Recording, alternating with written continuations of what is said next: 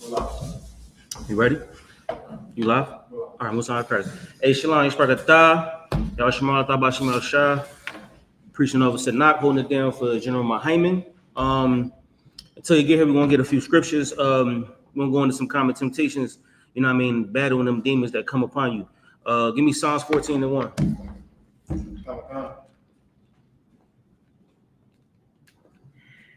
You can read it when you got it.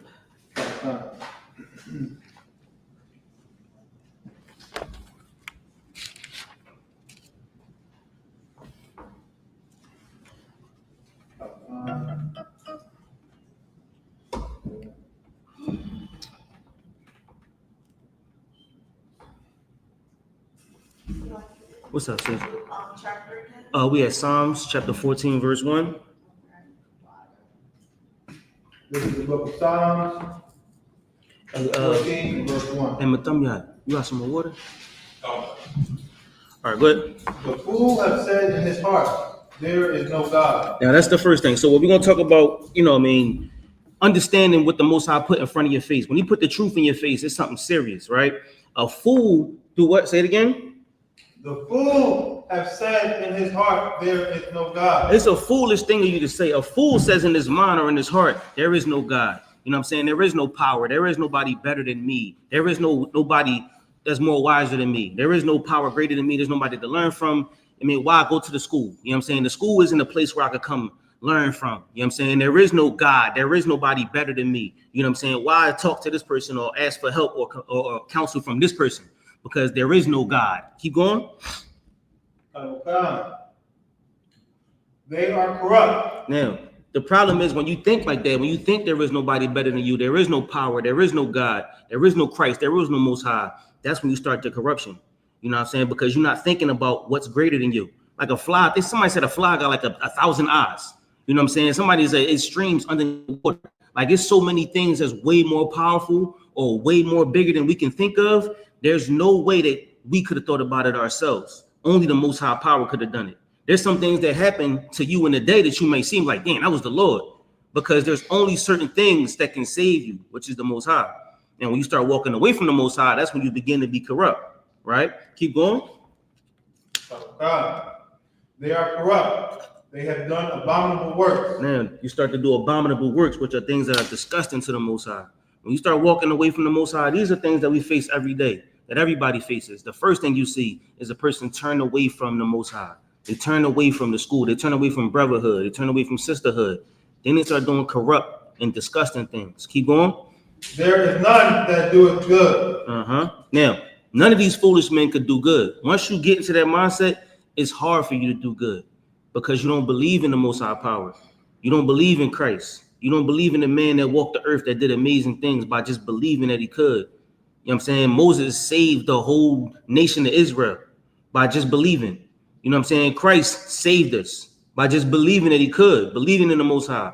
And there's great things that you could do by believing in the Most High. But that's the beginning of it. But the temptation starts when you say there is no God. You know what I'm saying? The school can't help you. You know what I'm saying? When you start thinking like that, that's when Satan is on his way. Keep going. Verse 2. The Lord looked down from heaven upon the children of men. Now, the Lord said you're going to look down from heaven on the children of men. Like children is a heavy word because these are the men that are young-minded. These are the men that are immature. You know what I'm saying? That's what children are. They're young. They're immature. They're small-minded. The Lord going to look down on the children of men. Go ahead.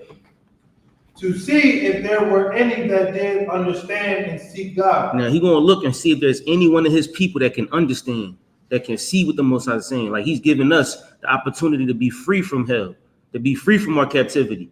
The Lord told you to leave your birthday alone. But you like, you know what?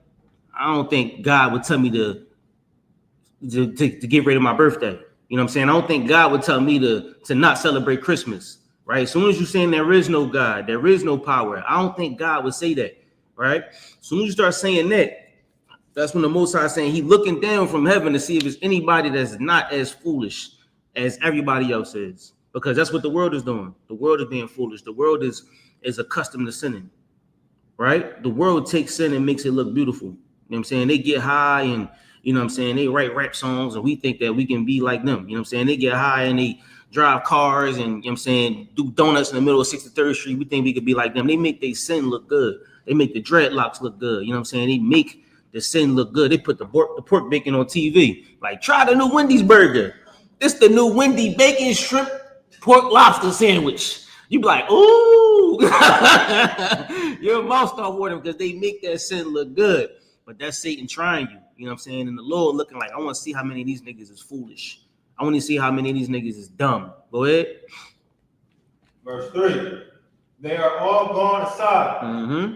They are all together become filthy. Mm-hmm. There is none that doeth good. None of them could do good. Go ahead. No, not one. Mm-hmm. Now give me Psalms 15 and 4. We're gonna get a couple of scriptures real quick and get it to the point. Romans 15 and 4, Salakia. Mm-hmm. This is the book of Romans, 15 and verse 4. Mm-hmm. For whatsoever things were written aforetime were written for our learning, Mm-hmm. that we through patience and comfort of the scriptures might have hope. Now that's one. It's heavy because what's written aforetime was for our learning. That's what the scriptures is for. The scriptures is our records, and our records are here to help us learn. Our records are here to see the things that happened in the past, learn from them, do things different, or do things the same. You know what I'm saying? Christ walked in the way that all of us should follow. You know what I'm saying? But then there's some brothers in the scriptures that did not. You know what I'm saying? They did not walk in the way that we should follow. We learn from their mistakes. You know what I'm saying? Some brothers they had sex with hoes, and you know what I'm saying? They done some wild things and stabbed brothers in the back, stabbed brothers in the rib. You know what I'm saying? Some brothers took brothers' rib. We learn from the things of the Bible. We learn from the things of the scriptures and how to live, how not to live. These are for our learning. Keep going after learning. Okay. That we, through patience and comfort of the scriptures, might have hope. Now, through patience and comfort, through understanding the scriptures, and through using these scriptures as our learning, right? We have comfort in those things because this is our history. What you got, sis?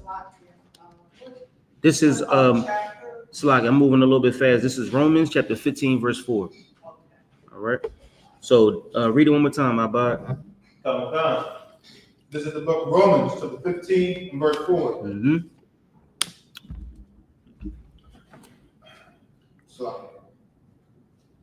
For whatsoever things were written aforetime were written for our learning, Mm-hmm. that we through patience and comfort of the scriptures might have hope. Now, through patience and comfort in reading these scriptures is how we continue to have hope, how we continue to learn about God and know what the Most High wants us to do. That's what the scriptures are for. Real quick, give me Ecclesiastes 1 and 9. Right. This is the book of Ecclesiastes, chapter 1 and verse 9. Good. The thing that had been, it is that which shall be. Hold on, let me get there with you. Okay. 1 second. Right around here somewhere. Salakia. Matter of fact, just go ahead, just read it. Okay. This is the book of Ecclesiastes, chapter 1 and verse 9. Mm-hmm. The thing that had been, Mm-hmm. it is that which shall be. Mm-hmm. And that which is done is that which shall be done. Mm-hmm. And there is no new thing under the sun. All right, give me 1 Corinthians 10 and 13. So the things that happened before, right? The things that happened before are the things that happen again. Nothing new happens. It's the same temptations that Christ had, the same temptations that sisters like Judith or like Lydia or sisters in the Bible, the same temptations they had are the same temptations that you'll face, the same temptations that I'll face, the same temptations Abad and Mathumya faces. We read about them in the scriptures, what brothers went through, Paul, Peter, whatever, everything they went through in their lifetimes are the same things that we go through because there's nothing new under the sun. Nothing's going to just change. Like, you know what I mean? Yeah, we got a TV, but they was watching things back then. Yeah, we got cars, but they was driving, it was on roads back then. You know what I'm saying? So in transport and traveling, it's the same thing. So nothing is new. It's just better ways to do things. Like, I mean, I know if I lose a remote control, I'm like, damn, we in the Stone Ages. You know what I'm saying? Like, I'm telling them kids, like, yo, get up and get the remote control. You know what I'm saying? But, you know, they did it to us. You know what I'm saying? I'm sure our grandparents did it to them. We was the remote control back then. You know what I'm saying? But today you got a button to push. So there's nothing really new under the sun. You got my scripture, my bot? All right. This is the book of 1 Corinthians, chapter 10 and verse 13. Mm-hmm. There have no temptation taken you, but such as is common to man. Now here's the point. Because we think that we go through different things that other people go through. But really you'll find out everybody goes through the same thing. Right? That's why brotherhood and sisterhood is so important. When you're dealing with something, you got to pick up that phone. You got to call somebody. That's the only way through hell. Because somebody else is dealing with those same troubles. Somebody else is suffering just like you. And you having brotherhood and calling them might be the thing that they need to survive. Might be the thing that you need to survive. Because there's nothing new under the sun. Right. Everything happens in cycles. It's cyclical. So now you pick up that phone and call that brother. He might be about to jump off a cliff. And you be like, hey, brother, I'm about to jump off a cliff. He be like, no, for real? And you be like, yeah, I'm on the way right now. He like, nigga, I'm about to jump off a cliff. He's like, ain't no way. Why? What happened to you? Man, my girl called me, dog, and she said, yo, my girl called me too. Da-da-da-da. And then y'all be like, you know what, man? Look, just meet me on such and such street. Let's talk about it. And you and that brother just bonded. You know what I'm saying? Y'all bond, y'all help each other get back to the Most High. Because once y'all start turning away from the Most High, that's when you find your wickedness, right? So the temptations that we all face are all the same. But the only way that we can fight them temptations and fight them demons is with each other, understanding that it's common. This isn't new. It's something that we deal with all the time. My battles are the same battles that the generals dealt with thousands of times over. You know what I'm saying? The captains dealt with thousands of times over. So now I call them because I know they know how to deal with it. And if not, we got scriptures that tell us how to deal with it. All these scriptures are here for helping us. It's our comfort. It's our patience. This will keep us sane. That's why all of this is here. Mind you, there's been schools of brothers from back in the past. You know what I'm saying? Thousands of brothers in the school. Paul had schools. Christ had schools. Jeremiah, Obadiah was in schools. It was always a school of brothers. The schools of the prophets in Jericho, the schools of the prophet in Antioch. It was always schools of brothers. And they all lived like us. It's nothing new. You know what I'm saying? Which makes it so beautiful that we're here today doing this that they've been doing that we read about thousands of years ago. Right. Nothing is new under the sun. Keep going, Abba. Oh God. But God is faithful. Mm-hmm. Who will not suffer. Now, the thing is that the Most High is faithful. The Most High is full of work. He always got something for you to do. You know what I'm saying? And if you're full of work for the Most High, you'll always have something to do. You know what I'm saying? The Most High is faithful. He's going to have your back. He's going to have something for you to do. You just got to be ready to do it. Keep going. Who will not suffer you to be tempted above that you are able. Now, the Lord ain't going to let you fall further than he know you can fall. Did I say that right? Mm-hmm. Did I say that right? I think I said that right? But the Most High ain't going to give you more than you can handle. You know what I'm saying? Sometimes you might see them demons come back. It's going to be 7 demons stronger than you. But you know what you should have been doing while them demons was going? You should have been getting stronger. Because the Lord had work for you to do while them demons was away. So you should have been getting stronger. You should have been fighting them demons, doing your push-ups, your pull-ups, your dips, your curls, your 6 inches. You should have been training for the day that demon come back. And when that demon come back, you stronger. Because the Most High made you stronger against that demon. You understand what I'm saying? You know what I mean? So when the Lord come back, so when the tempter come back, like, yo, you used to smoke weed in the world. Let's say you smoke weed, right? And then they come out with a new strain of weed. It smell like bubble gum. And you like, dying, what you smoking? And they're like, this that new bubble yum yum. And you like, what? That joint smell good as hell. That demon is there for you. The bubblegum weed, and then they got all flavor blunt wraps. They got lemon. What kind of blunt wraps they got, my thumb yard? They got lemon, they got grape, vanilla, strawberry, all kind of different flavors of blunt wraps. You got the flavors, you got the color weed and the smell good weed. The temptation is in you. Is you fighting the demon or whatever that was the demon that you fought before. It could have been a woman or a man, something like now you see him and you see something more appealing because here comes the demon. Remember, it said it leave for a season and it comes back after the season. But you should have been fighting because the Most High is faithful. The Most High is going to give you the opportunity to fight those demons. But you got to know how to fight them. Keep going at the faithful.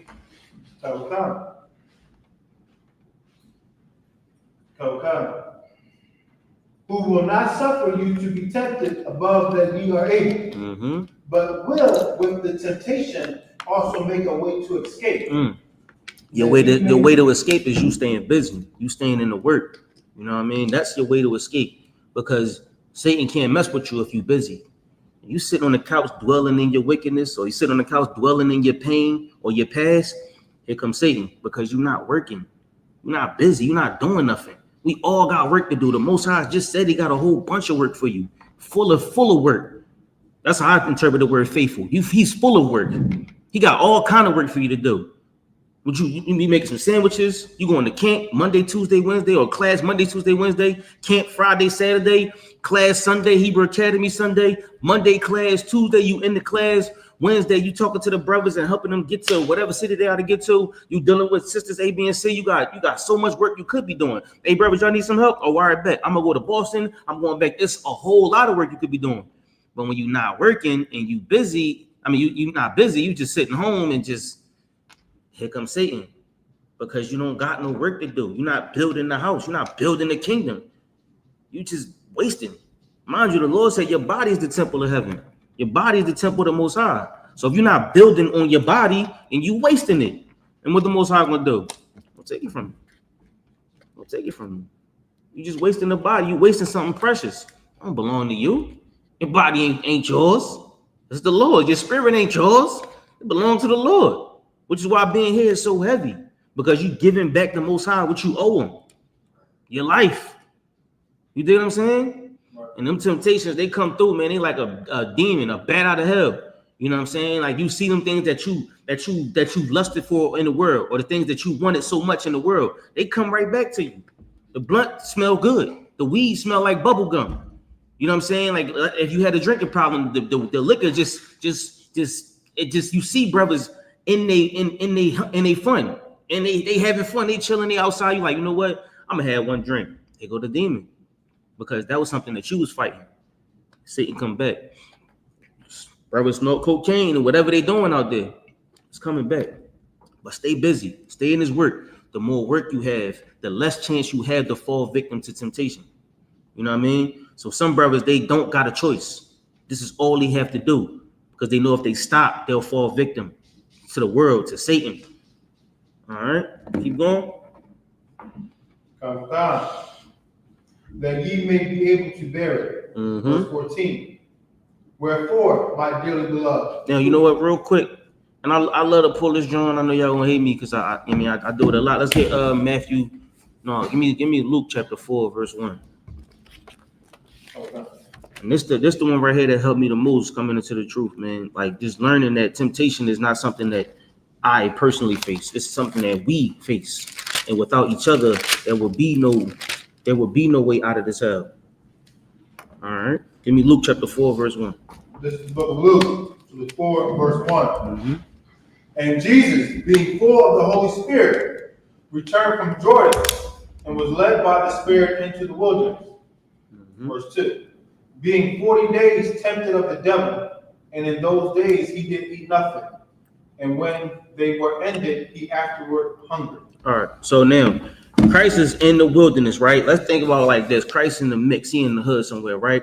He in the wilderness, right? 40 days and 40 nights he tempted of the devil. It's all kind of demons around. You know what I'm saying? All kind of temptation around while he's in the mix. And this is so you can understand it better, right? Because it's spooky, ooky, spooky. Don't think wilderness like the jungle. Think wilderness like your block, your neighborhood, right? Christ is in the wilderness 40 days and 40 nights. He's around and he's seeing the demons, right? This is how looking at it like this can free you. You know what I'm saying? Because we all face temptations. Now, where was you at? Verse 3. So now think about you in the wilderness. You are surrounded by demons, surrounded by devils, right? And you hungry. You ain't got nothing. You ain't got no money. You starving. You know what I'm saying? As we call it. We outside. You pop or dead pop, what we call it, on cups, however y'all call it in Philly, right? You broke. You outside, and there's so much temptation outside. For women, they use their parts. For men, they use their hands. You know what I'm saying? And there's ways to get money out here to not be hungry. But in this case, Christ was hungry. Or let's say that spirit in you was hungry, right? Go ahead. Verse 3. And the devil said unto him, If thou be the Son of God, command the stone that it be made bread. Now, for some of us, they may say that we've never seen stone made bread. You know what I'm saying? But for some of us being outside in the streets, We see stone make the bread all the time. That's the temptation, because it's like, yo, you need some money? Take these rocks. Just bring me back $100. Bring me back $200. Take this bag. Bring me back some of this money. You know what I'm saying? When you sell enough rocks, you get to the bricks. You flip them bricks and turn them into bread. That's what we call money. So you take these stones, you turn them into bread.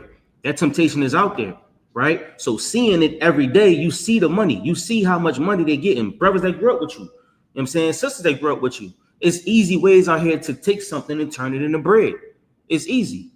That's the devil. That's Satan. That's Satan tempting you, because you know. Keep going.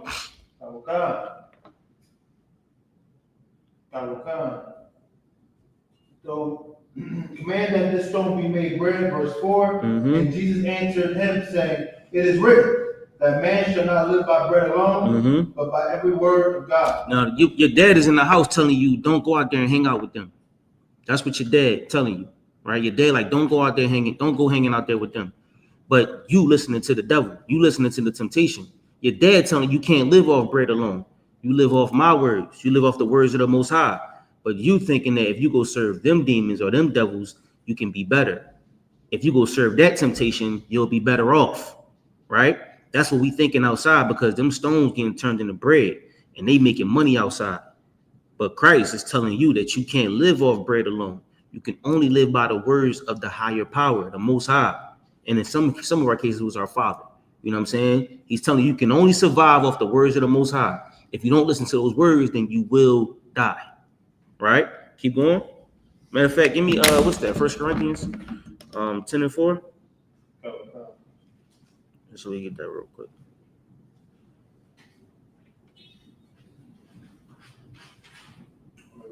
Yeah, go ahead. This is book of 1 Corinthians 10 and verse 4. And did all drink the same spiritual drink, for they drank of the spiritual rock that followed them. And that rock was Christ. Now we understand that the rock, our foundation, is Christ. That's the foundation.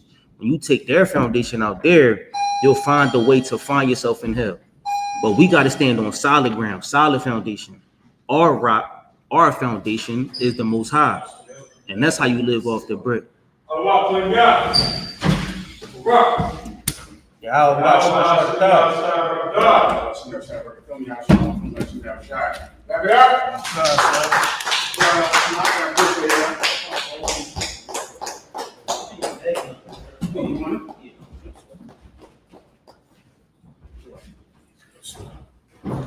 Right, I'll answer your questions, right? You have any questions? Anything at all? We, of course, are prepared to go out in the street and teach people about World War III, the end of the world.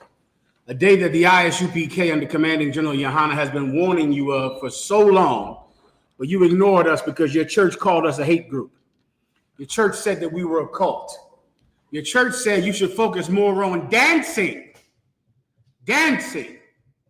When meanwhile, now the whole time your life was in danger, and now the end is closer than it ever was before. I'll answer all of your questions today on any topic, and of course, we will prepare for you to go on the internet and on the streets and battle for the word of God. Please. So today, Iran struck an American base. Dr. I was shy. So Trump's response was, it was weak. Now, is Trump taunting them? Okay, in the call on the way over here, they said that Trump now said there's a peace deal between Iran and Israel, and now he's now brokered peace between them. As he was saying that a bomb went off in Tel Aviv, right? What you have to remember is this: Trump is a stinking, lying pig. And that's the reason that he was elected, because he was voted in office by an evil race of people. Liars wanted a liar to represent them. You understand that? So what you want to remember whenever you see anything on the news is this scripture: let God be true and every man a liar. War in the Middle East is how the world is going to end. That's a fact. And whether they say they're having peace or that was weak and this is the end of it, none of that means anything. Was America at war with Saudi Arabia? when 13 Saudi Arabians came to America with planes, hijacked planes, and killed 3,000 people? No, they were not at war. Was Afghanistan at war with America before that and after that when America invaded Afghanistan? Toppled the government that was the Taliban, put new leaders in place and democracy in place, and then the voters voted for the Taliban to take over again. America wasn't at war with Afghanistan. There was war nonetheless. You understand? They shall say peace, peace, when there is none. What you want to remember when you watch the news is that this world is going to end because of the war in the Middle East. The war in the Middle East is the beginning of the coming of Christ. That's how it is. And that's the reason that it's so important to everyone of all races, because they all know this. They all know that the end of the world starts in the Middle East, because that is the land of the children of Israel that was stripped out of their hands because of their disobedience to God's law. And none of them want us to ever go back. That's the point. You understand? So, the news will say this, the news will say that, but there's always going to be war. And war in the Middle East is the beginning of the end. The important thing to realize is that we are in the beginning of the end right now. And live your life like that every day. You understand? Good to go? Anything else? Please. This is from Trooper Sakarwan. Shalom. Yahweh Shem Shabbat. Trooper Sakarwan from Dallas, Texas. Salak Yadawan. Can you break down James chapter 3 and verse 9 and James 4 and verse 11? Water. No problem, Trooper. Claro KC. No sweat. Gracias. This is the book of James chapter 3 and verse 9. Gracias. Therewith bless we God, even the Father, and therewith curse we men, which are made after the similitude of God. Give me 2 verses above it, all right? Verse 7. For every kind of beast and of birds and of serpents and of things in the sea is tamed, and have been tamed of mankind. Mm-hmm. Verse 8. Mm-hmm. But the tongue can no man tame. That's amazing. So you can understand, every animal that we think is so wild, every animal has been tamed by man.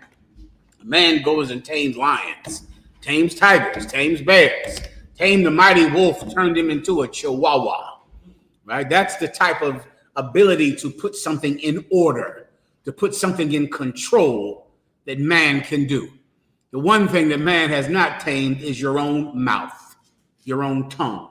That you have no ability at controlling. Your mouth. That's the point. Continue. It is an unruly evil. It's an unruly evil. Your tongue is an unruly evil. Watch your mouth. So many of you think that the thoughts in your mind are holy and true because you think them. Right? You think that your emotions are what reality is. Right? But once again, what you should learn is what the UPK teaches under Commanding General YAHANNA. Facts are not feelings. You spew your feelings out of your mouth as if they are factual. Donald Trump does that. That's why he just said, there's going to be peace now in the Middle East. I brokered a peace deal. Kabloom! Bombs blowing up right after he says it. Because what you think and what you feel and what you want does not make it so. It does not mean it's true. Right? Tame your mouth, tame your tongue. It's an unspeakable evil because you cannot watch what you say. Continue. Full of deadly poison. Full of deadly poison. Your tongue, your mouth, all of your talking and your heresies and the things you feel so adamantly today that you're going to change your mind about tomorrow. Like imagine that. Imagine the people who feel so much. You really believe that Donald Trump was going to bring peace on earth because he's the great negotiator. He's a deal maker. He's a great deal. Oh, shit. He started World War III. I guess I was wrong about that.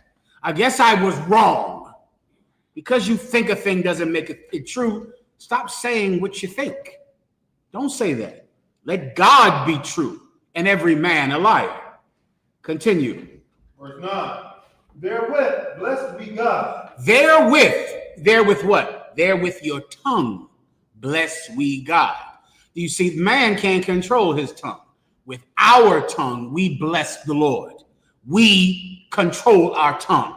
In the Israelite school of UPK, we're the people that tame their mouths. We tame our mouth. And women in here too. Do not believe if you're a woman that you're free, like every other woman is in the world, to allow your emotions to give you license to say something that no one should say. Women especially think they have that privilege, right? To be able to say the most evil thing in the world and then afterwards go, I was just angry. I was just upset. You don't have the right to use your mouth to poison people. You don't have your right to do that. No one does. With that same mouth, with that tongue, we bless God with that tongue. We bless the Most High with our words. Continue. Even the Father, and therewith curse we men. And with that same tongue, we curse men. We do both. Meaning the whole dichotomy is trying to explain the dichotomy of the whole thing. You bless the Most High God with your tongue, and with that same tongue, you curse men. Keep going. Which are made after the similitude of God. And man is made after the similitude of God. So once again, this mouth has the power to bless God.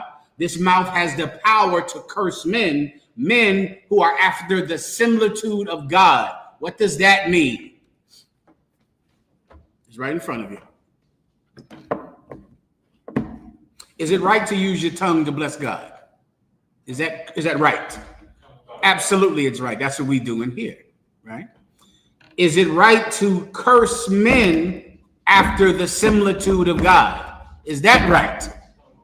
No. Because is it right? Read the comma again. That'll make it simpler for everyone. Okay. Read it to the comma. Therefore blessed be God, even the Father, and therefore cursed we men. Keep going. Which are made after the similitude of God. There was a comma after men. Comma. Okay, keep reading. That might help him. Keep going. Which are made after the similitude of God. Did that help you? Is it right to curse men which are made after the similitude of God? No. It is not right to curse men which are made after the similitude of God. Why is it wrong to curse these men? One, it's against the law in the Bible, right? That's in the Old Testament, right? It's in the New Testament. Because this man is what? He's in the spirit of the image of God. He's righteous. This man, give him a hand. This man is made in the spirit, in the character of God. This man is made like that. You use your mouth to do both. Your mouth can do either one. Continue. If that's his point, when it says man which is made after the similitude of God, it's speaking to the character of that man that's being cursed. Come on. So if I could, sir, so it's saying, if Go ahead. You kiss your mouth with that mouth? It's very similar. That's correct. Mm-hmm. So this is saying you can bless and curse with your mouth. Yes. That's what it's saying. The tongue is capable of both. Unlike a tamed animal, which is put in order. A tamed animal sits and lays and speaks at your command. Your tongue, you don't have him tamed, and it does both. You know, your tongue can curse a man who is a righteous man. You understand? This man is made after the similitude of God, which means it's speaking about not his physical makeup, not about arms and feet, but about his character. The type of man he is. You understand? That's about character. That's about reputation. But this man could be cursed by you with that same mouth. So you'll bless God with your mouth, and then you'll curse a man of God with the same mouth. Do you understand? Which is explaining what about the tongue? It's out of order. You understand? Which is the point of all of this, which is what you want to get with any breakdown. What's the point? The point is beware of that goddamn tongue. Beware of it. Because with that same tongue, you'll be saying something right and decent and true according to the Bible. And then next week, you'll be speaking out against a man of God who taught you that. Have you seen people do that? They absolutely do that. That's what they do. You see people, they love the truth, don't they? Oh, the truth, the truth, the truth, the UPK. UPK tell the end, hold up, I changed my mind. I hate the truth. I hate everybody in the school. I hate the men that gave me my name. I hate them. Now, you would think that this man you know, you would think something that's especially wrong with him. It's not. He just can't control his mouth. He was high when he said that. He was thinking that. You see him tomorrow, he'll go, oh man, I shouldn't have said that. He'll change his mind again. Watch your mouth. That's the point. The mouth the mouth has the ability to do great good and the ability to do great evil.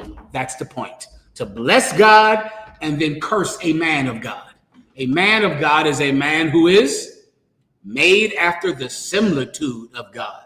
He's similar to God. That's a man of God. Your tongue does both. Watch it. Watch your mouth in here, all right? Anything else?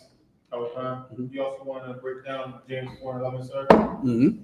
This book of James 4 verse 11. Speak not evil one of another. Perfect precept.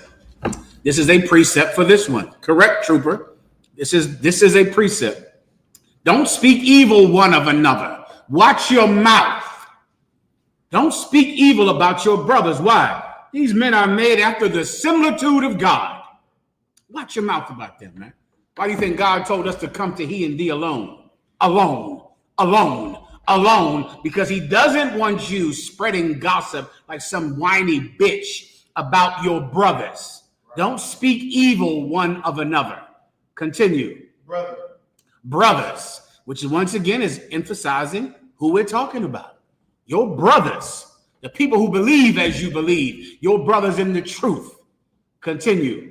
He that speaketh evil of his brother and judgeth his brother speaketh evil of the law. He that speaks evil of his brother and judges his brother. So now you'll say this brother is so evil, so I'm going to do this to this brother. I'm going to do that to this brother. Then you are also judging the law because the law says not to do that. So in essence, not only is your brother evil in your eyes, the law is also evil in your eyes because the law forbids you to do that. So I know he's the evilest nigga in the world. You can't stand him. You also cannot stand the law. You also hate the law because what you're doing to him is unlawful. That's the point. Is there anything else? Speaketh evil of the law and judgeth the law. You get that. That's what I just said.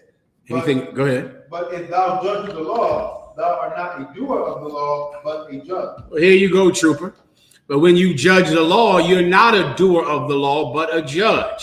What is this speaking about? Ama a Dios con todo tu mente, con todo tu corazón, y ama tu hermanos a ti mismo, como a ti mismo.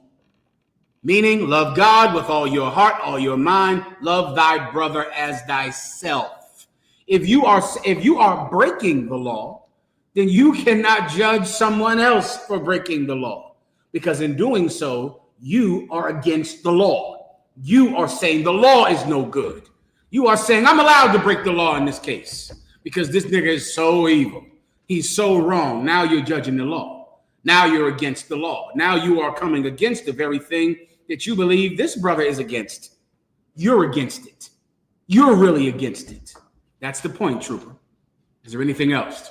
Next question, sir. This is from Trooper I.S.U.P.K. Shalom. Please, pardoname. Please, pardon me, please, and give me one more. Go ahead. Shalom. Can I get a breakdown on John chapter 14, verses 1 through 4? No problem. This is the book of John 14, verse 1. Let not your heart be troubled. Ye believe in God, believe also in me. Listen, read one verse above it. This is John chapter 14, verse 1. Okay. Yes, this is good. Keep going. Verse 2. In my Father's house are many mansions. Yeah, man. If it were not so, I would have told you. Listen, that gives you the complete context. You could have read at the end of the 13th chapter if you needed more context. No, that's no sweat, though. That's just, when you read further, it explains what he doesn't want you to be troubled about, right? He's saying, let your heart be not troubled. Why was Peter's heart troubled? That's who he's speaking to at this time. He's speaking to Peter and the other disciples. And he doesn't want them to be troubled in their minds. Troubled about what? What were they troubled about? They were worried, which is what the term trouble in your heart is. They were worried that they would not receive a reward for making such a great sacrifice. Peter was not allowed to see his father into the grave. He was not allowed to go home and bury his father. They had wives and kids. They weren't allowed to go see them. They had to walk away from their families and walk away from the businesses that relied upon them. Peter and Andrew walked off the boat that they were working on with their father. Walked off the boat. They were out fishing with their father, gathering up the nets on a fishing boat because they lived in a fishing village, Galilee. All of a sudden, they met Christ, and he said, "Come with me, and I will make you fishers of men." They walked off the boat, left that old man there with that goddamn net, left him. Then later on, get the word that he's dead. They want to go bury him. Christ said, "Let the dead bury the dead." He wouldn't let him go to the funeral. They kept going with him. He had but a short time to do his work, so he couldn't lose them. He needed them. And as they were making all of these sacrifices, they're on the run from the Sadducee and Pharisee who are trying to kill them for picking corn. For picking corn, they were about to be killed because they were hungry on the Sabbath day, on the Sabbath day. And they wanted to kill them. They had to get the hell out of the city before they were killed. They were rolling with Jesus Christ, who was enemy of the state at that time. Boy, they were in a lot of trouble, a lot of trouble. Jesus Christ said, "Don't let your heart be troubled, for my Father's house hath many mansions." Let me tell you something about Jesus Christ, which is different than our oppressor. Our oppressor is greedy, and though he has so much, he will not share it with you. And so if you work hard for him, if you make sacrifices, if you join the white man's military, if you're a Mexican or a Venezuelan and you work hard every day, he will never honor your labor, and he will still send ICE to throw you in a cage. If your sons are in the military because you wanted to teach your sons to love America, he will still find the father of those children and put him in the middle and put him in a cage. He'll do it because he does not share America with anyone. But my Father, his house has many mansions. You see, the Most High God will give us so much. He has so much, and he's willing to share. Imagine trying to buy a house in America. You damn near, you got to live in your damn car in America. You know why that is? Because he doesn't allow you to afford a mansion. There's so few. You try to go get a nice house. Try to go get a 2-bedroom apartment. What's the going rent? $2,300 a month. Am I making this up? I am not. $2,300 a month. Not only are there not readily available mansions in America, there's not readily available 2-bedroom apartments in America. But my Father's house, they have many mansions. There's reward for this. There's reward. Don't be worried about what you have to sacrifice. The end is near.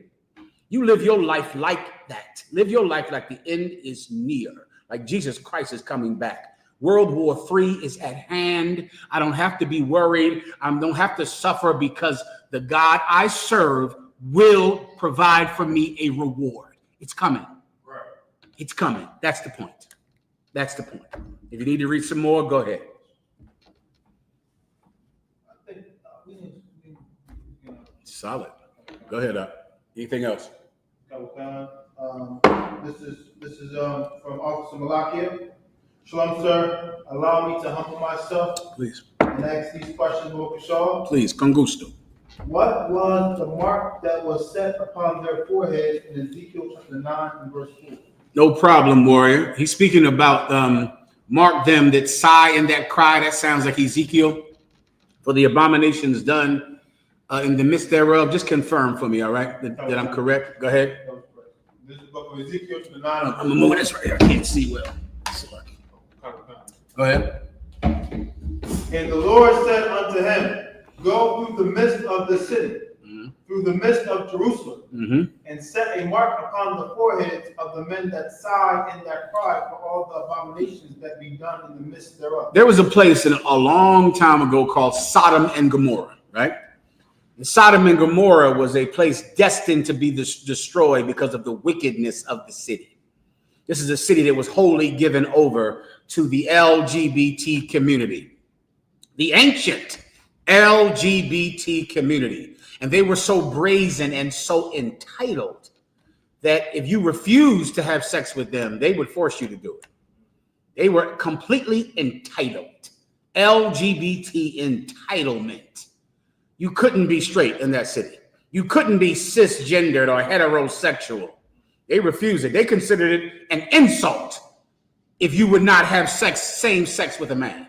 So they wanted to sexually assault 3 angels of God who came to deliver one man and his family. One man and his family. You see, even though God was going to destroy that city, he could preserve them that would not be a party to such wickedness. That's the time you're living in right now. The world is over. The white man's world is about to end. That's it. Death and destruction is coming from the sky. The eyes are going to burn out of millions of people. Their tongues are going to burn out of their mouths. Their skin is going to melt off of their flesh. It's going to be a horror movie everywhere. Nuclear war is coming. It's coming. Now you decide. Do you want to survive it? Do you want to be Sodom and Gomorrah? Or do you want to be just Lot, who was delivered from that day of destruction? The Lord sent the prophets of God out on the street, brother. And he told them, go through the midst of the city. Go through Philadelphia. Go through Newark, New Jersey, Atlantic City, New Jersey. Go through Delaware. Go through New York. Go through Houston, Texas, Mississippi, Trinidad. Go through Great Britain. Go through the midst of the cities. Jamaica, Puerto Rico, the Dominican Republic. And mark them that sigh and that cry for the abominations done in the midst thereof. You can just join in with them, or you can feel angry every day that you have to live in such a vile place. That is going to save your life. That feeling of I'm living here in America. I'm paying my taxes. I'm going to work every day when I'm tired. I'm paying child support. I can barely feed myself because of what this effing judge has done to me. Yet I comply. Yet I get up every day. Yet I find a way to smile and to have a good day. And I'm sickened at the fact that I have to live under such a cruel monster. It makes me sick, and I will never become a party to what he does. That man is going to survive the end of the world. That woman is going to survive the end of the world. Or you can be like them. I wish I had the time to send you the clip of what's that LGBT man that makes all the movies in Atlanta? Tyler Perry of messages. His text messages were so emblematic of what is wrong with America and what is wrong with the black community. Do you have it? You don't have the text messages from Tyler Perry, do you? I know I have them right here. How can I get them to you briefly? One less. Let me send the brother this so I could explain Sodom and Gomorrah, them that sigh, that cry to you. Stand by. Stand by. Am I missing a question while I'm finding this? We have another question from Officer Malaki. Mm-hmm. Also from Proverbs chapter 3 and verse 6, acknowledge him in all your ways. You might have to find the text messages Tyler Perry was sending that brother that was trying to get a job. Let me go ahead. I'm sorry. Read the question, please. Lo siento. Also, this is from Officer Malaki. Also, for Proverbs chapter 3 and verse 6, acknowledge him in all your ways. Mm-hmm. Would that be similar to being caught in traffic and convincing yourself that God must have had a purpose for you? Or is that superstition? Yeah, you're missing the point of you're stuck in traffic. Like, let Jesus take the wheel. Jesus has me in this traffic. That is, I wouldn't call it superstitious, but you're just not missing you're missing the point of acknowledge him in all your ways. That's not the point. To just say, God must have it raining today. God must have me stuck in traffic, so I'm not allowed to be angry. The point of thinking like that as Christian is to make you have joy always. I'm stuck in traffic, but Jesus wants me in traffic. Damn, I lost my job today, but Jesus wants me to lose my job. that's Christian. What's that word for Christian? That's Christian positivity. Okay, and many times that positivity will make sure that you never do anything about the problems that you have, because you'll be happy no matter what happens. Hallelujah. That's not real. Okay, the Bible said a sluggard says there is a lion without. We shall all be killed. A thinking man of God does something about it. You understand? So what is the real point of acknowledge God in all your ways? Everybody knows this precept, right? Am I correct or not? Sister, you've heard that before, right? Okay, this is what I'm thinking. This is how you acknowledge God in all your ways. What are your ways? That's all you need first. Don't think of acknowledge him. Don't think of that first. Leave that to the end.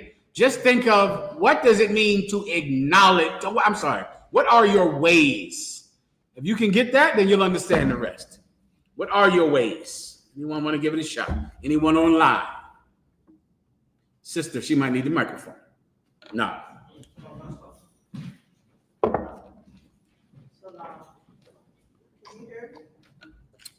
That sounds like the mic is not on. I could be wrong.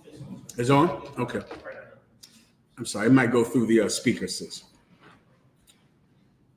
I think online they can't hear the people with the microphone. Somebody told me that in Philly. Try to make sure if everyone out there, if you cannot hear the people in class when they're asking their questions or making comments, please let us know in the chat room, all right? Somebody's asking me a question. Somebody asking me a question. I'm not sure who this is. From the 323 area code. What is that? I don't know. Alawak, were there airplanes back in the Old Testament and New Testament? No. Anything else? Go ahead, sis. I was saying about the scripture, Ecclesiastes, when the conclusion of the matter is fear Yahweh, His commandments. That's how we observe all our ways. Give her a hand because she just told the truth. All right. Acknowledging him in all your ways is, I'm ready to pick a mate in life. I want to have sex. I want to be with somebody. I can't just be with whoever I want.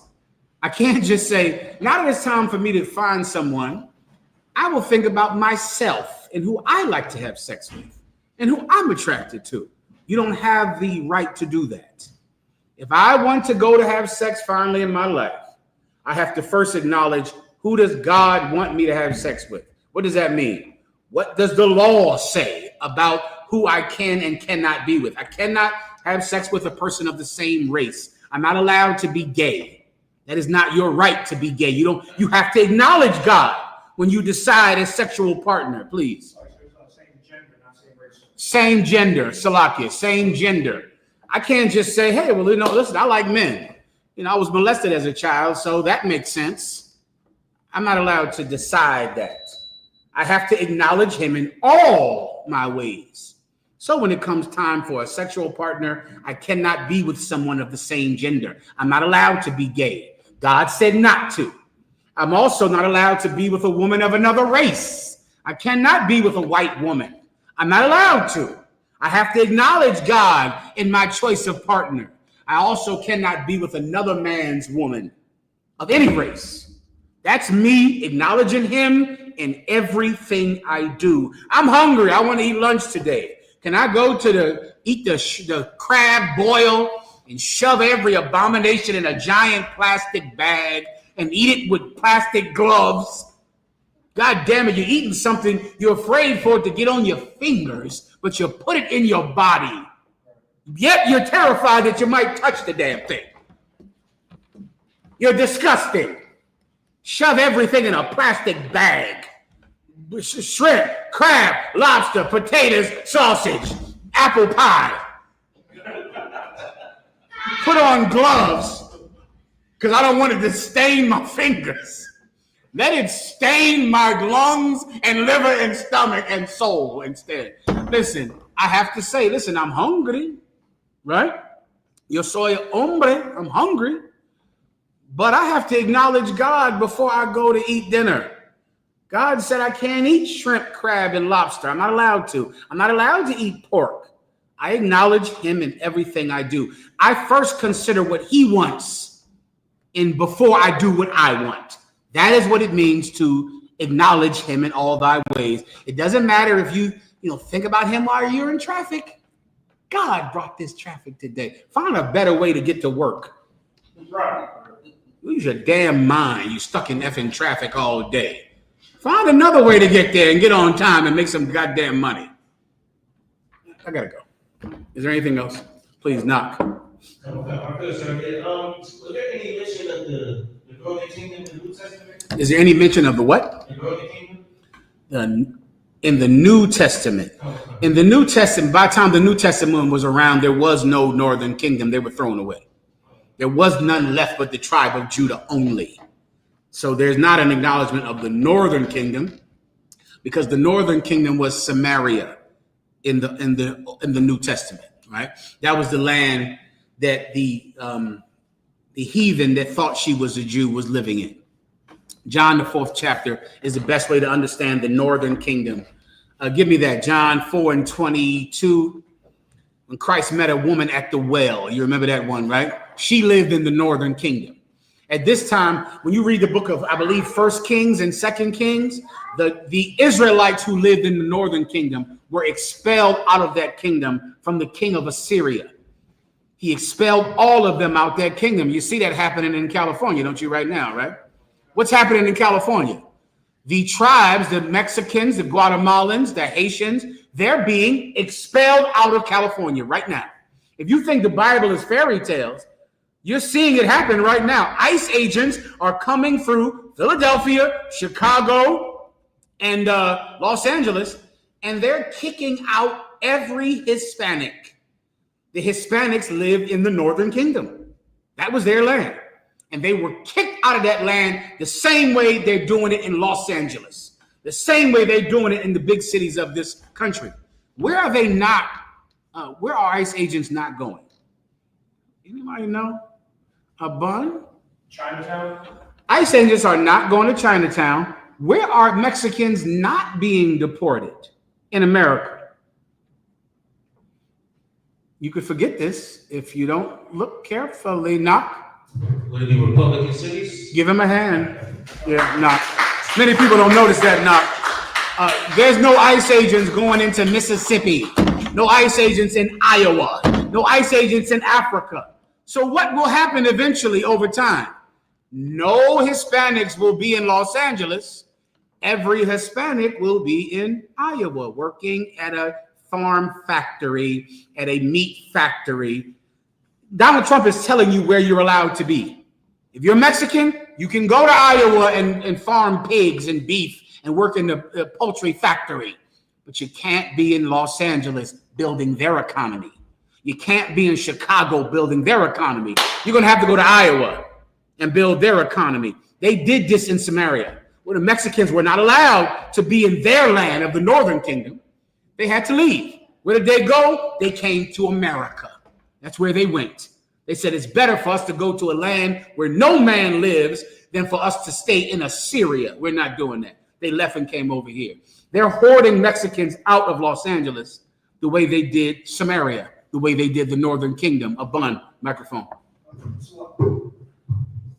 Slight, so could this be the reverse of what they did during the Three-Fifths Compromise, where are they effectively trying to reduce the one side's voter base and remove them from predominantly liberal cities, or is that not a way to think of it? Like they want to bolster their numbers in red states by keeping these so-called illegals there and telling them, hey, vote Republican, etc. You think there's a political end to it or no, sir? It's a financial end to it. Okay. At one time, there were about 3 to 5 million Black people that lived in the South. At the end of the Civil War, at the end of Reconstruction, there were about 3.5 million people living in the Midwest and on the East Coast. Everybody damn near from the South just moved to Chicago, Mississippi, St. Louis, and Detroit, and Philadelphia, and New York. They just moved out of there. They just took a population of people that were below the Mason-Dixon line, and with oppression and with fighting, moved them all to Chicago, Detroit, Philadelphia, New York. That's it. Before you know it, before Christ returns, everybody who was in Los Angeles will be working in a poultry factory in Iowa because you're not safe to walk down the street in Los Angeles, but you will absolutely be safe. Trump said this. Trump said, I'm deciding that, someone found this. He said that if a factory owner will be responsible for the illegal immigrants, I'll allow them to work at farms. So you can't work for yourself out there in Los Angeles, but if Purdue will be responsible for you, you can work in Kentucky if that's what you want to do. They just move a population of people. They did that knock in Samaria, in the Northern Kingdom. They moved the population and replaced them with another people. Let me get knocked first. They make it profane to be a Mexican. They make it profane to be a Mexican. Mexicans got to leave. If you want to live in America, work for Purdue down there in Kentucky, in Nebraska. There you're going to be safe. All right. It's an economic reason, which is all anything is ever about. This world is going to end because of its lust for money. The love of money is the root of all evil. That is all anything is about. To us, things are magical and spiritual and about morals and goals. To a devil, it is never about anything but money. Anything. We imagine things, so what do we believe in? That is not him. He believes in what makes him money, and he doesn't believe in something that doesn't. And that's all. Please, Abun. On what you stated about Trump. This is from NBC News. It is April 10, 2025. President Trump suggested at a cabinet meeting Thursday that undocumented people working on farms and in hotels would be allowed to leave the country and return as legal workers if their employers vouch for them. You see, you can't stand outside of Home Depot. You can't set up your own taco business in Los Angeles. You cannot be an entrepreneur. You can't do that. And they got some food over there in Los Angeles, brother, that's enough to go over there and live there, eat it. Then you see the agua fresca, the agua, what's the cucumber in Spanish? Ciara, what's that? No, that's coquito or something, another delicious thing. Huh?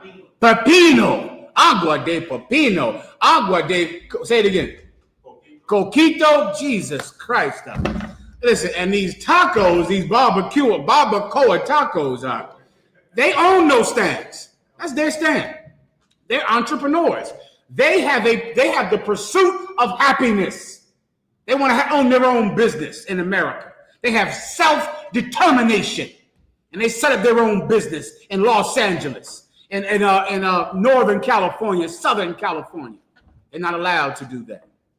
But if your employer will be responsible for you, then we'll let you come back over here. You just got to live in Kentucky where the Purdue factory is, and where the poultry farm is, and where's Tyson at? Who's those pig eaters, the pig makers that make all the sausages? Jimmy Dean. You can come work for Jimmy Dean. You can do that in Arkansas, in a Republican state. Then we're fine with you being there. You understand? You see, the white man has no problem with it being 1 million Mexicans that live in Republican states working for Jimmy Dean. They're fine with that. But selling your own business and having your own entrepreneurial spirit in Los Angeles, Chicago, Philly, you got to leave there. He just says he's a pig. And it's always an economic reason. Everybody, you understand, Knock, right? Go ahead. And it's so heavy, sir, because in Philly, down by the Badlands where the Hispanics are, they shut down their food trucks. They came with ICE and the police, and they shut down all the trucks. So what you're saying is heavy, sir, they literally kicking them off. Well, Knock, if you're wondering about the Northern Kingdom and where they went, they left. That's what happened. The ancient times ICE agents came and kicked them out of their land. And then they moved them to Assyria. And from Assyria, they got on boats and came to the early Americas. If you want one precept, I would read John 4. The Old Testament history I'm speaking about is in 1 Kings. When they removed the people from the land. If you need that, I'll give you that.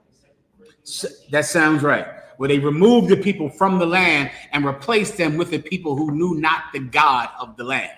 They took out the Hispanics and put in heathens, Persians, Arabs, I don't know. One of them types. All right. They put them in the land and they removed them. All right. And so because of that, we now in the New Testament, we have John 4 and I think 22, where there was some woman who thought she was a child of God, and she was wrong because she was a person who replaced the children of God who lived in that land. Go ahead.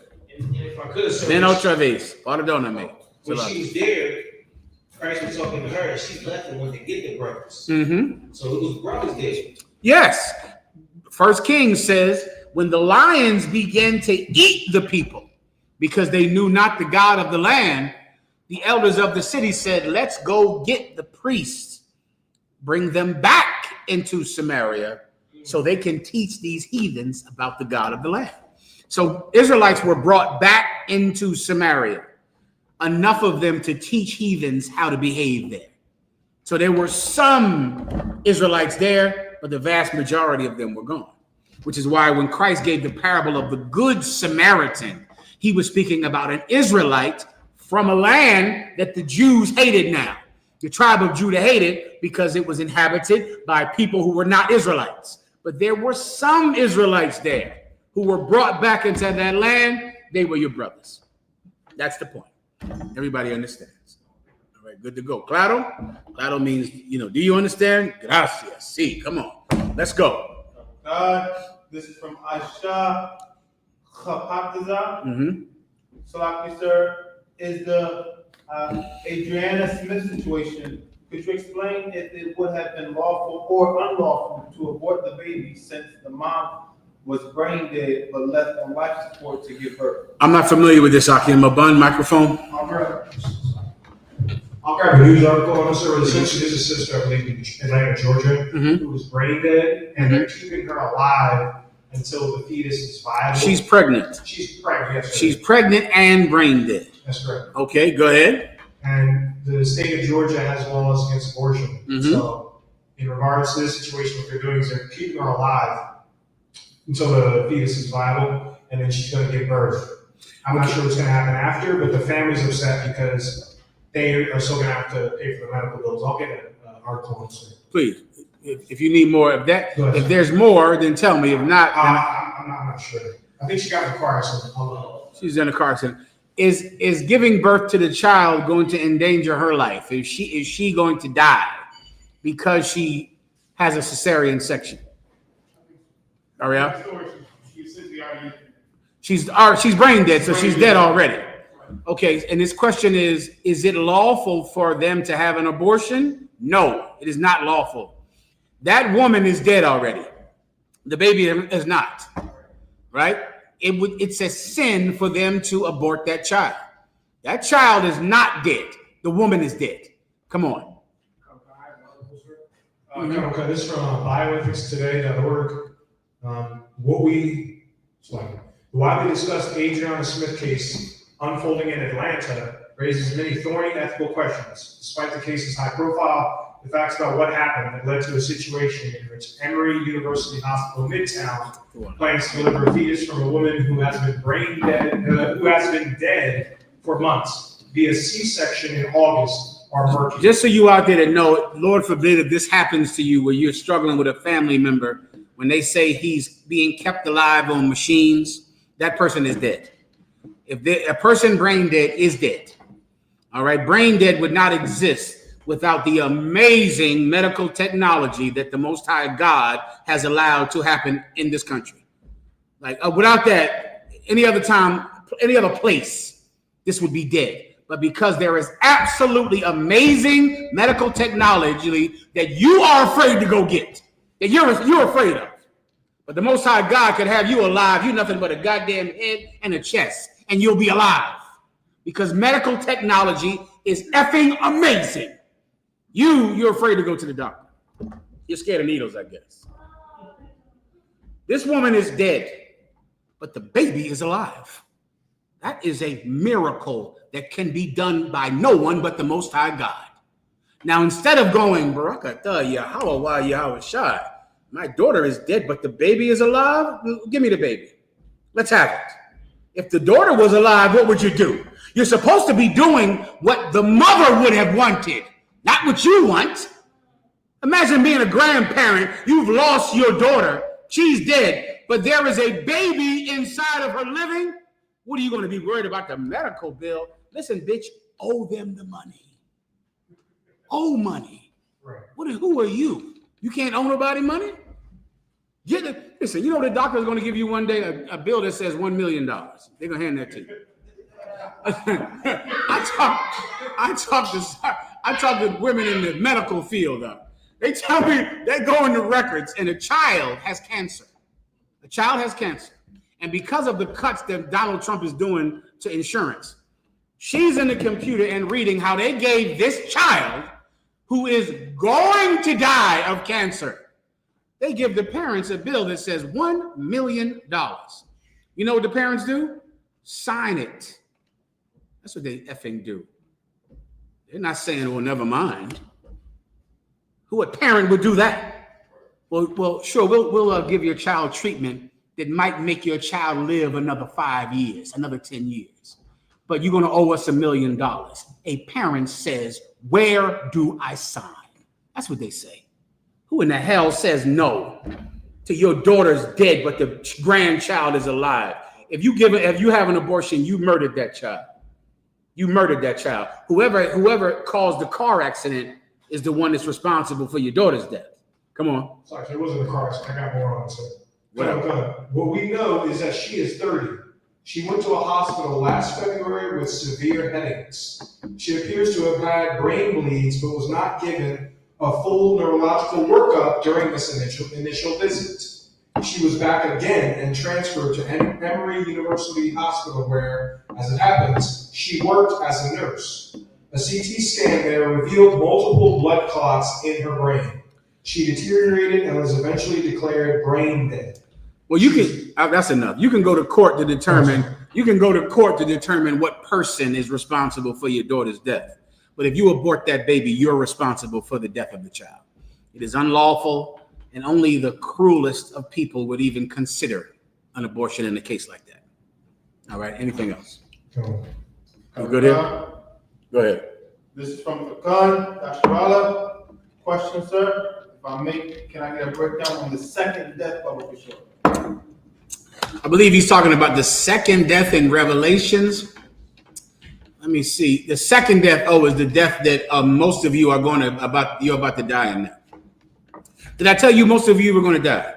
Yeah, if you're out there, you're in the world, you're dead. You're like a woman you're a brain dead woman in the hospital. You're about to die. Why? Because you choose drugs, weed, illicit sex, sexual deviance, dancing in church. You're going to die because the music is good in church. How do you feel about that? Damn, that's a hell of a thing to die over. You're going to die because you choose today rather than setting yourself up for tomorrow. You're temporary in everything you do. You choose the present pleasure, right? That's you. The present pleasure. You really want to eat that pig, don't you? You don't have the internal strength to give up pork. Here you are, you're hating the Mexicans for having enough self-determination to climb over a wall, swim through a river to get to Los Angeles to have a better life. Here you are, some nigga born in America, you can't give up bacon. You can't give up shrimp. And were you speaking evil of a Mexican who fought the police, ICE, and a river to get here? You can't fight the urge to smoke weed. You should shut your mouth about the Mexicans. You're not on their level, You're not even worthy to judge a Mexican on the fact that he broke the law to stay in this country. Meanwhile, you can't keep the law to give up weed and cigarettes. You're speaking about a Mexican. You're disgusting. You're going to die soon. Just remember that. You're going to die as you're sitting in your weed smoke-filled car hating us. You're dead. You're dead already. That's what this precept is talking about, right? Read it one more time. Revelation chapter 20 and verse 6. Blessed and holy is he that hath part in the first resurrection. What's the first resurrection? The first resurrection is the resurrection that Adam went through on the day of rest. The first resurrection is the resurrection that Jesus Christ gave all of us a part in. He is dead and risen, and so shall we be. For if we are live with Christ, we also must die with him. All of us are dead already because our old man is gone. The person we were before. That's why we have new names. That's why we have a new family. I pray you understand. Because that old man is gone. This is a new person here now. This is the first resurrection. When your head was anointed with oil and when you gave up the crime that you were committing in the past and became born again. That's the first resurrection. If you will take part in that one, keep going to Bun. On such, the second death hath no power. Yeah, then you don't have to worry about your eyes burning out your head when the nuclear war starts. Oh, any time now, any minute now. Right? You don't have to worry about your tongue melting out your mouth, your skin decaying off your face. You watching the internet, hating the UPK, watching it while you're smoking weed. All of a sudden, the brother teaching class disappears. And you're like, what in the hell? Oh, shit, here go my skin. Oh, I heard that big boom. This is it for me. I guess Commanding General YAHANNA was right the whole time. How many times do we have to prove you a liar and prove that we're right? We did this 1,000 times. Right. 1,000. I think I know why. Because you believe the Christian church, because they offer you the momentary pleasures of today. And to have that pleasure, you sacrifice your future. Do I have the Tyler Perry yet? Oh, if not, I'll do it Thursday. Am I tight with time? Let me know, because I want to get to the questions. I'll save the Tyler Perry for the end. Give me any more questions unless I'm done with those. Yes. This is from Alitazah. Shalom in Christ, sir. I was asked why we don't listen to gospel music. I told them that's gay. We're not gay. So we don't listen to gay music. That's right. Enough for them. Could you expound, sir? Yeah, I think you were very eloquent in your response. Your response was good. We don't give me avoid profane and vile communication. I'll give you a precept to explain to you why we don't listen to gospel music, right? And then I'll refer you to Tyler Perry singing "He Has the Whole World in His Hands." Do you have that? Give me just Tyler Perry singing "He Has the Whole World in His Hands." Give me that, all right? I mean, I have 1,000 examples of the LGBT spirit in all forms of gospel music. And it's sad because it wasn't like that until the Black and Hispanic community decided that they would show no courage in any way at the hope that white people would stop lynching us. Before that, you had slave songs, man, that were about war. A war. The songs we sing in the Israelite School of UPK are from the 1800s. We didn't write those songs. No Cowards, Babylon Is Falling. Those are slave songs that have been around since the 1800s. They've been around. That's what music used to be. But then the time of lynching came. The time of Reconstruction came in the South when they outlawed Black people having guns, governing themselves. They outlawed Black people eating vanilla ice cream. Am I making this up? I am not. Do you know they outlawed Black people from having dogs? You want to make yourself sick. They outlawed, during Reconstruction in the South after the Civil War, so-called North American Indians were not allowed to own guns in America with the Constitution. Black people were not allowed to own guns. Black people it was illegal for a Black man to eat vanilla ice cream. Because of that, guess what happened? Who knows? Flavors happened. That is the beauty of being Black and Hispanic. You know, flavors. Black people were not allowed to eat vanilla ice cream. You would go to jail. You know why? Because the thought of a Black man eating that white, creamy, cold ice cream made them think you were going to try to have sex with a white girl. You can Google this, young brothers. You weren't allowed to eat vanilla ice cream. You know what Black people did?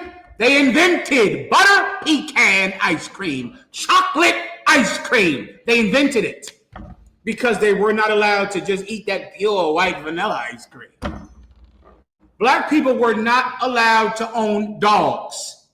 You understand? In America, with the Constitution after the Civil War, while they were free. You know why? Because a dog represented power, guardianship, having someone watching your land. You couldn't own a damn dog. That's what happened. And you couldn't have a gun.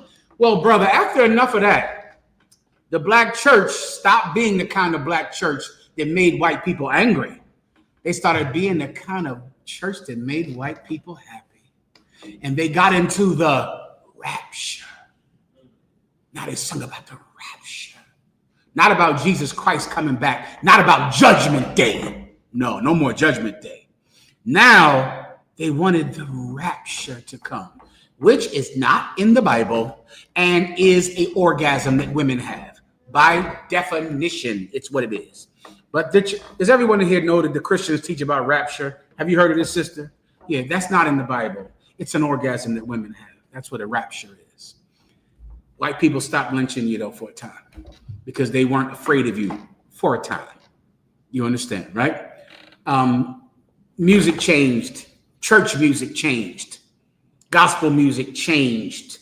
You get my point? That's where really gospel was invented. Before that, it was Negro spirituals, which is not gospel music. It's a whole different kind of music. A Negro spiritual is about the slave master dying. That's what it's about. It's about freedom. It's about what happens to the people who hurt the children of God. That's a Negro spiritual, which is what we sing in the UPK. Gospel music was invented after Reconstruction. I want to say the 70s. I want to say gospel music might be from the 1970s.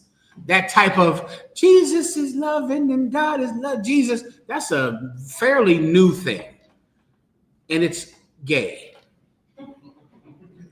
And this is why we don't sing it. Go ahead, play it. Go ahead. Oh, I'm sorry, go ahead. Evil spiritual had a different spirit. It had a different spirit, Knock. Right, it had a different spirit. Go ahead and play it. Give me the precept that I asked for.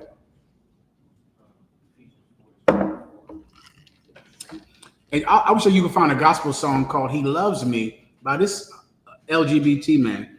When I say LGBT, he's married and has a wife. But he is LGBT. And his song is I Gotta Have You. That's the name of the song. Play a minute of that if you don't mind, I Gotta Have You. Play that. Go ahead, give me the precept I asked for.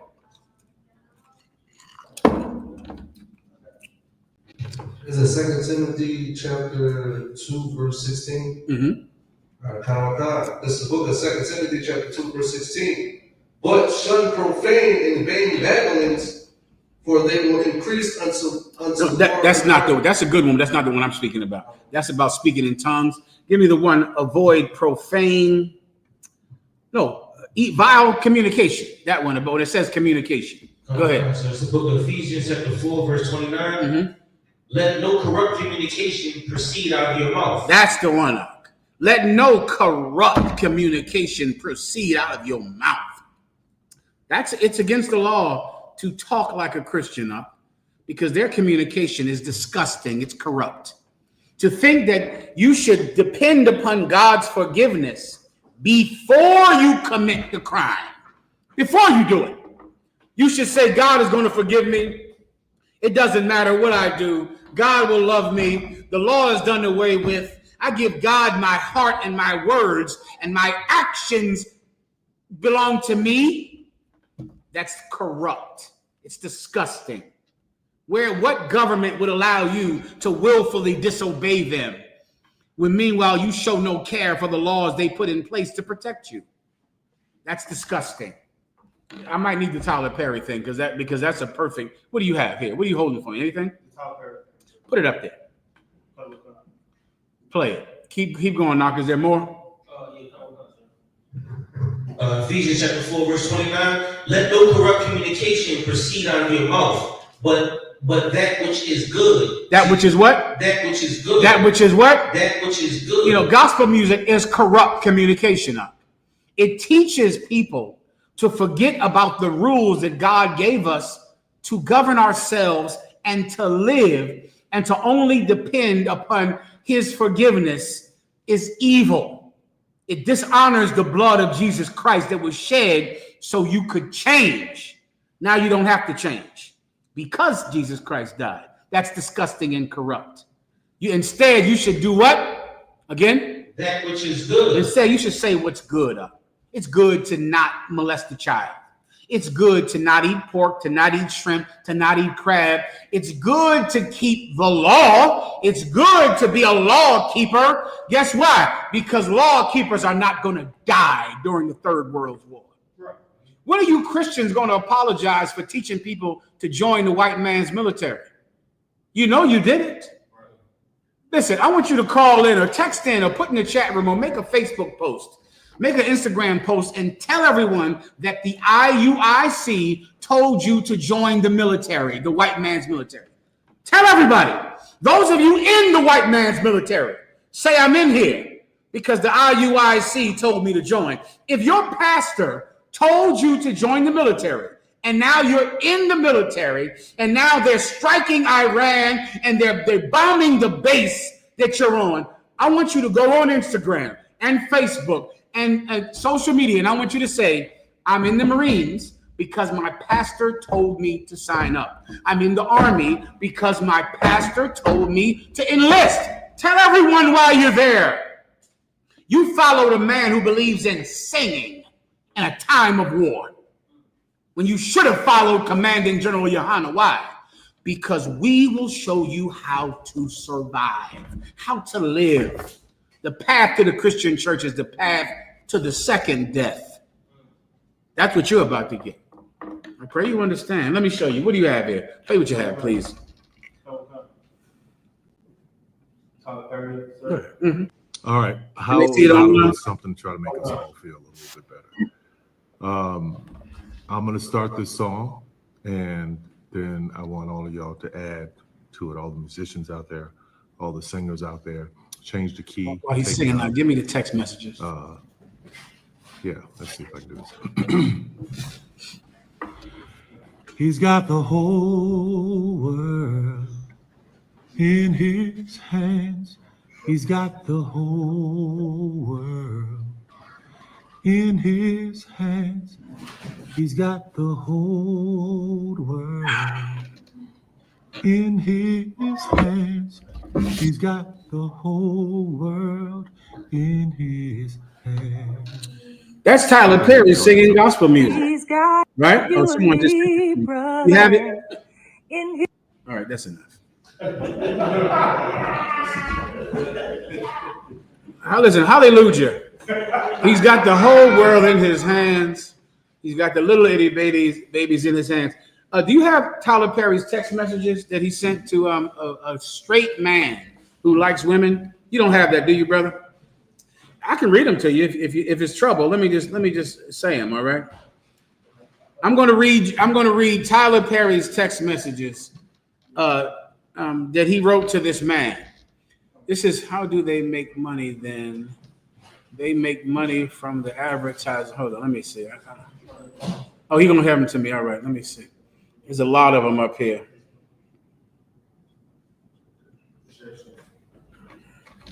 I might not have time, Mark. Unless you can. Do you know which ones I'm talking about? Okay. Is that the text? That does not look like a text message, though. I might have to do it. I think we have difficulty in Philly out doing this. Just don't sweat it out. I'll just do it Thursday. All right. I'll show you Tyler Perry's text messages. This man who sings so sweet his gospel songs. I'll show you what's actually in his heart. The Bible says this people come close to me with their words, with their mouths. They profess their love to me, but their heart is far from me. That's why gospel music is evil, because it's a lot of talk about a God that they do not obey. Everybody understands. Is there any more questions? Go ahead. Also, come to Sir Shalom, I don't want to block it for interrupting you as I know you're a No, please, anytime, man. If I may, sir, can I get a breakdown of Exodus chapter 8, verse 17? Please, quickly. Go ahead.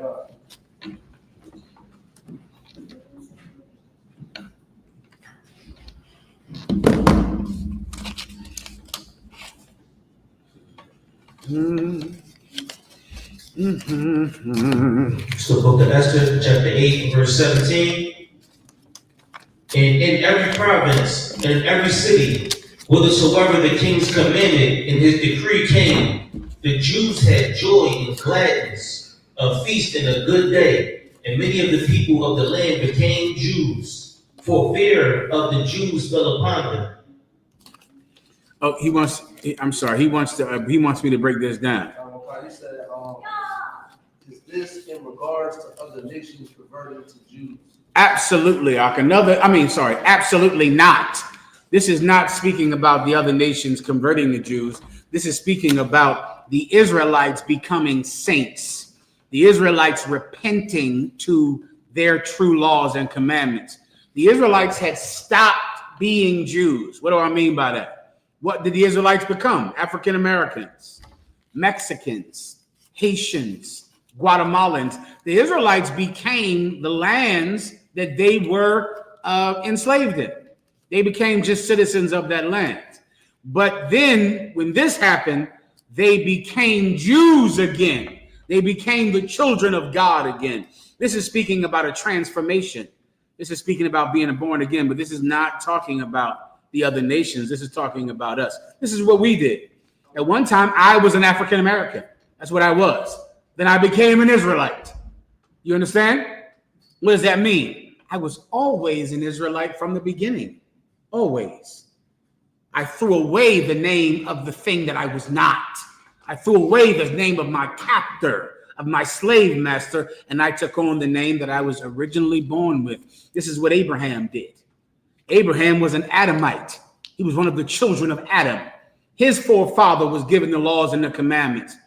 His family left that. His father worshiped the stars of Ur and the Chaldeans. Then finally, God came to him and gave him an inheritance that was his from the beginning. But his father did not follow the laws of Adam anymore. So now Abraham had to take back something that he had lost for so many years. That's this precept. Everybody understands? Where are we at now? No, you had something you wanted to say? I thought you did. That's coming to the truth. Forget about it. Forget about it. Give him a hand. Coming into the truth. A bun.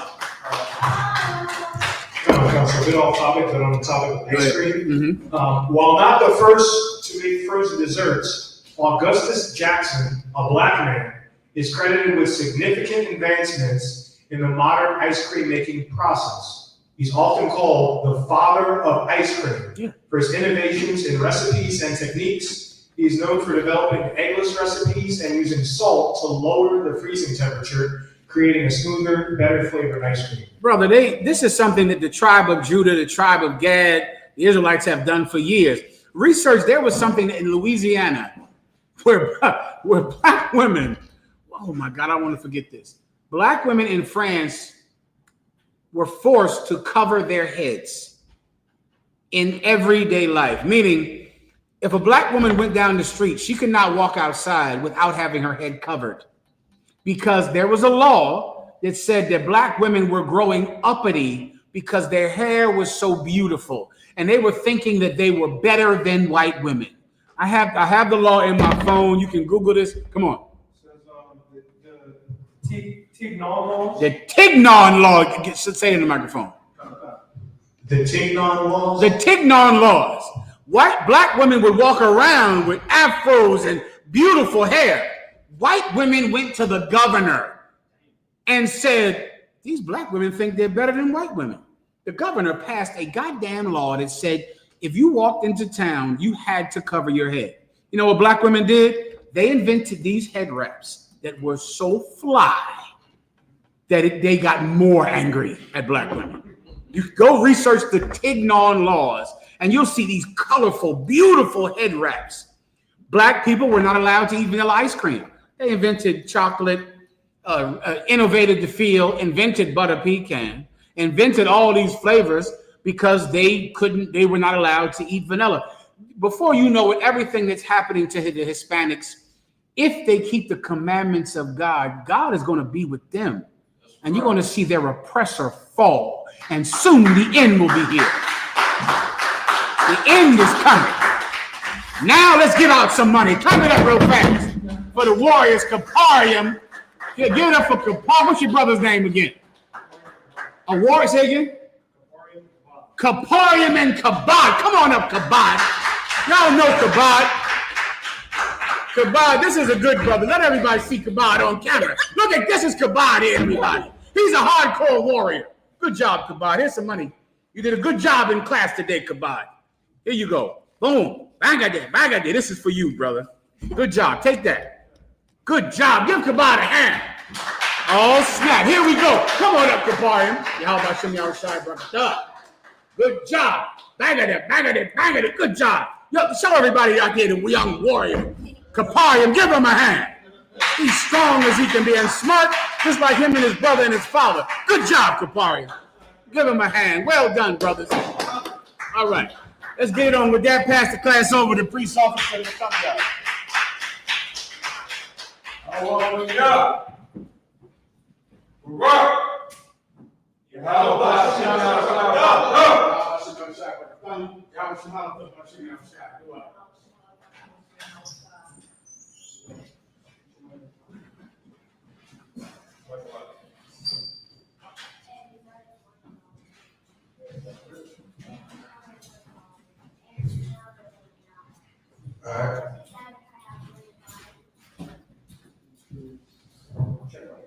All right, this is I.S.U.P.K security announcements.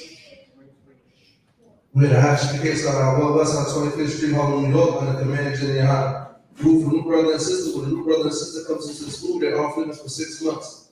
If they need transportation, the teacher will arrange it. After 6 months, if a brother and sister has an interest in a particular person, he or she must get permission from the head to speak to a brother or sister. There's another 6 months in which the brother and sister will court each other. After this 6 month period, brother and sister will get permission from the head to marry. Tithes, which is a commandment. Numbers chapter 18, verse 21. Malachi chapter 3, verse 8 to 10 is 10th in the Hebrew. Like I.S.U.P.K, 10% of every penny of any increase in Lord gives you. Give the treasury department. Priest fund, free will offering for priests not mandatory, whatsoever not real life. Upcoming holy convocations, we got the memorial blowing of the trumpets. Is the first day of the 7th month, which is Sunday, September 21st. If you want to read up on it, go to Leviticus chapter 23, verse 24, and read down to 25. I walk there and check the bulletin board in the hallway. If anyone wants to be a trooper in the school, start wearing all black, boot, shirt, pants, hair, and stuff with that. Reminds me of Mr. Brothers.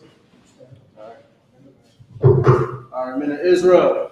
You want to get the brothers on courtesy salute. Men of Israel, I.S.U.P.K.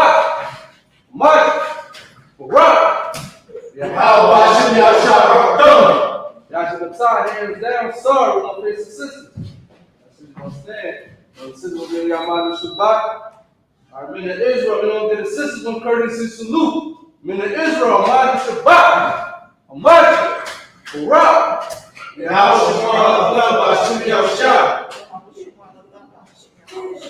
Y'all should have tied hands down. Class dismissed.